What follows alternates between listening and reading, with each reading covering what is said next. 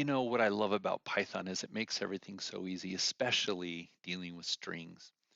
One of my favorite tools is being able to use split, and the other one is slice. And so let me give you an example of how we could use that.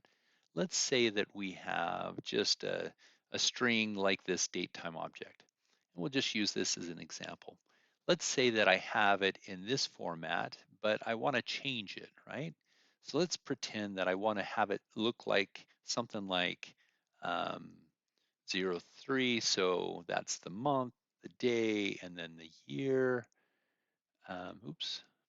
And then I wanted to say 23 hours, 29 minutes, and oops, better put a comma there, and 19 seconds.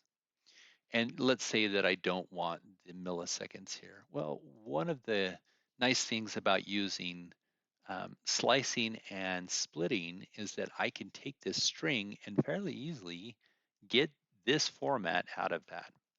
So let me give you an example. So if I just take the string and let's say its value, and we'll make it equal to that string.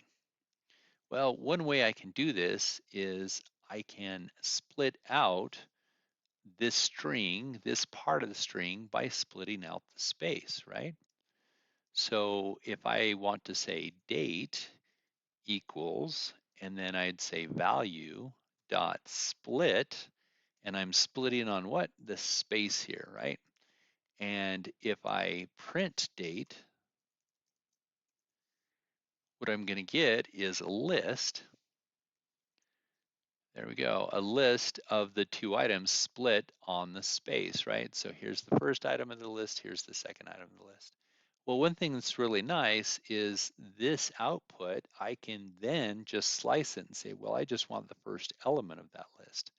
Now, if I print it, you can see I just have that first element, which is perfect. Now I want to break this out, and the way I can do that is, well, I can just split this based on the minuses. So I just keep adding. I say dot split, and I say I want it split on the minuses. And if I print that, again, I'm going to get a list of the date objects. Well, Python also has this very cool thing called unpacking. So I can say year, comma, month, comma, day, equals, and then I just use this, right? So I'm value splitting, so we can get rid of date here. And what I'm doing now is as I split this up, I'm assigning the year to the year, the month to the month, and the day to the day.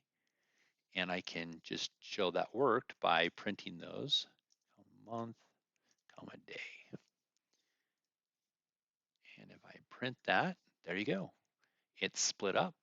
And now, okay, so now I have the month, the year, month, and day in variables, but now I need the second half of this, which is the hours, minutes, seconds, right? So I can do the same thing I did above with value here, and I split it out and I split it on the space. Remember, we split it right here.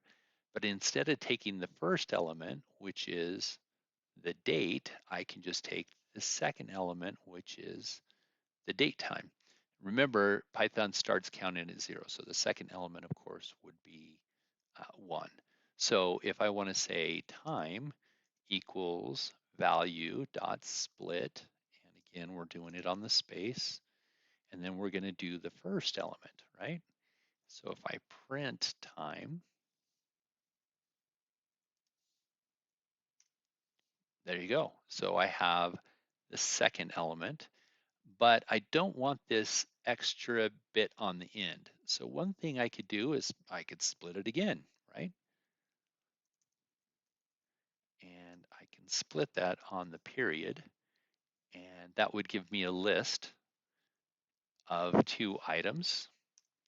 There you go. I've got the time here and I've got the milliseconds.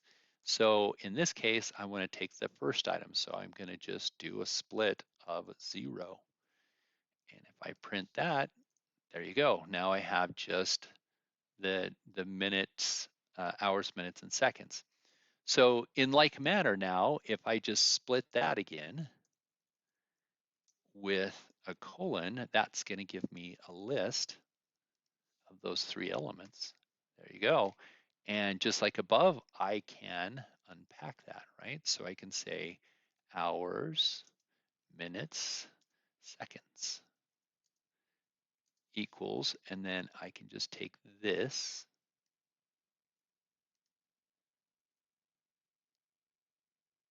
and it's going to unpack all of that into those 3 variables. So let's try and print hours, minutes, and seconds. And if I do that, there they are. So now that I have them in my variables, remember this is what I wanted my output to look like. Now I can do that. And there it is. So we have the format that we wanted, 0309 2023, 23 hours, 29 minutes, and 19 seconds. So there you go. So just remember that in slicing and splitting, you can split an output and then you can capture it with a slice, and you can split it again and capture it with a slice. You can also unpack. So just a very powerful combination of using splitting and slicing to dice up a string to get the values you want, especially if they're of known, if you understand what the string looks like. Well, I hope that was helpful.